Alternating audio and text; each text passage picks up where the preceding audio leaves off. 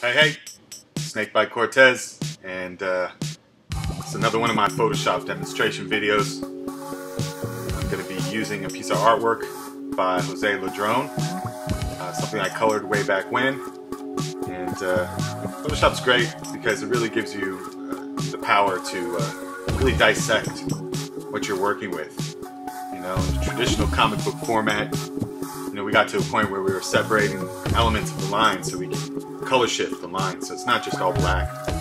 And but you know, I'm going to go backwards in time and go back to where we were just dealing with black line. You know, black line and color underneath.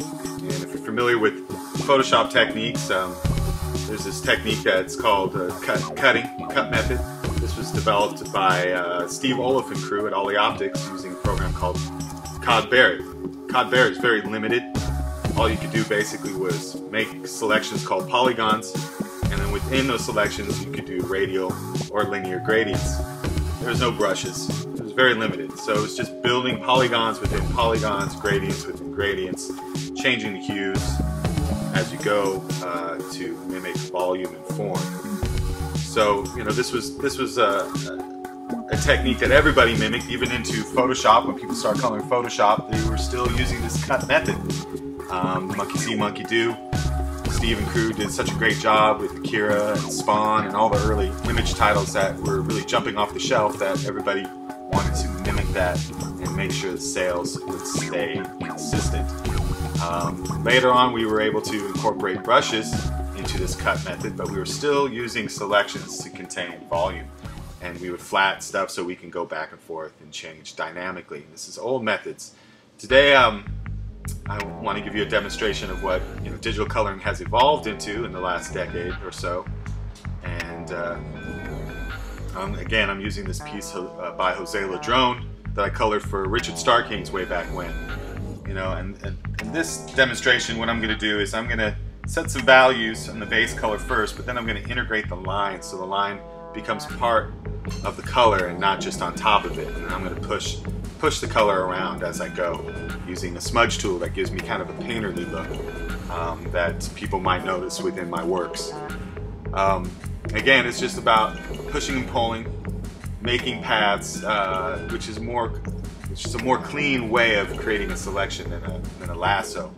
A path tool is very powerful when you're doing more painterly type stuff. It really helps you contain shapes in a clean way without the pixel edges. Again, I'm just taking brushes, different types of brushes, laying down color and layers, and then integrating them, merging the layers, and then going back and forth and separating stuff, and pushing and pulling hues and values as I go. And all the while, I'm using my famous smudge brush technique, which is really the brush that I use to paint. I still use selections for some things, but I never make it about that shape. I'll go back and push the color some more. So I'm just building and building volume until I find something that works well for this technique. I don't want to lose Jose's style because he's got such a specific style. So I go back and forth and I incorporate the line again to recapture what I may have lost in my techniques, and then go back and just keep pushing and building highlights. It's never one move, it's a series of moves. I've seen some guys bust out one move and make it look like a masterpiece, and much respect to them, but I want to encourage you guys to just explore what I call the paradox of the infinite choice. There's so many directions you can go with this. Just keep the movement. Just keep building and pushing. Don't get married to any one thing too long. You don't need a lot of brushes. I've made hundreds, if not thousands of brushes in my 21 years doing this. And I always go back to a default view. I use a lot of blur tools, making shapes and blurring them.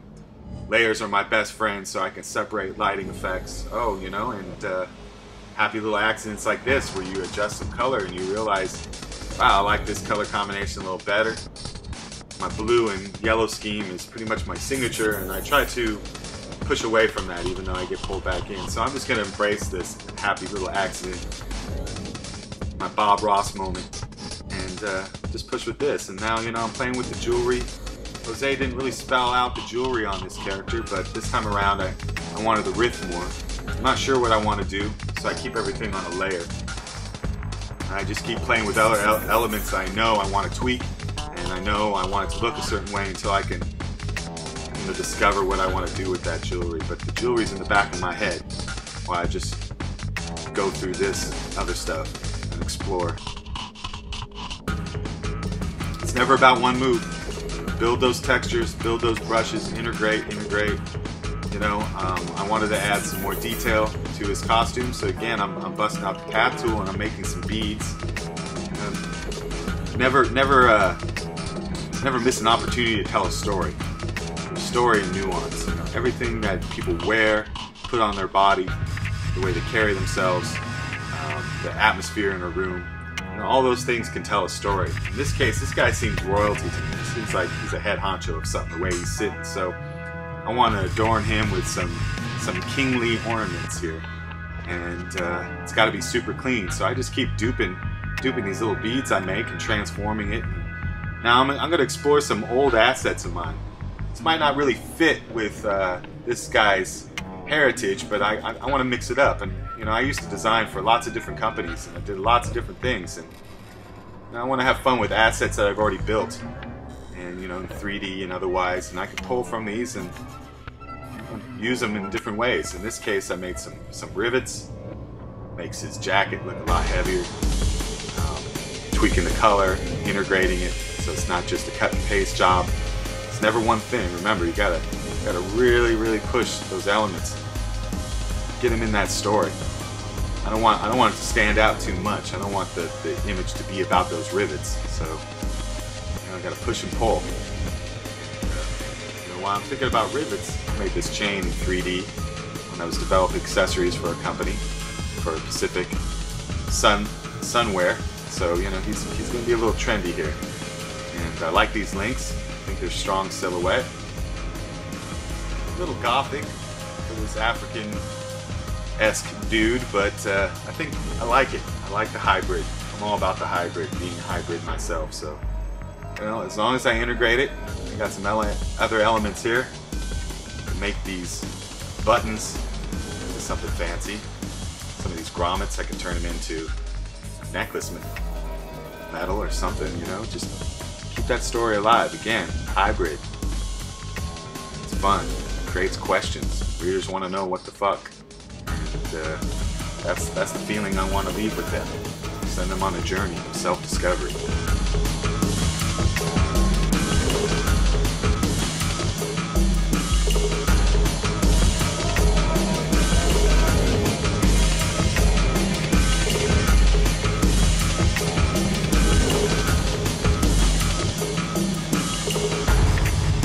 So I hope you got something out of this demonstration. I love sharing my techniques. Check me out, Photoshop Commandos, offering private one-on-one courses both online and in person in my private studio, and revealing some of the mystery behind Photoshop and how you can use it in many different aspects of production.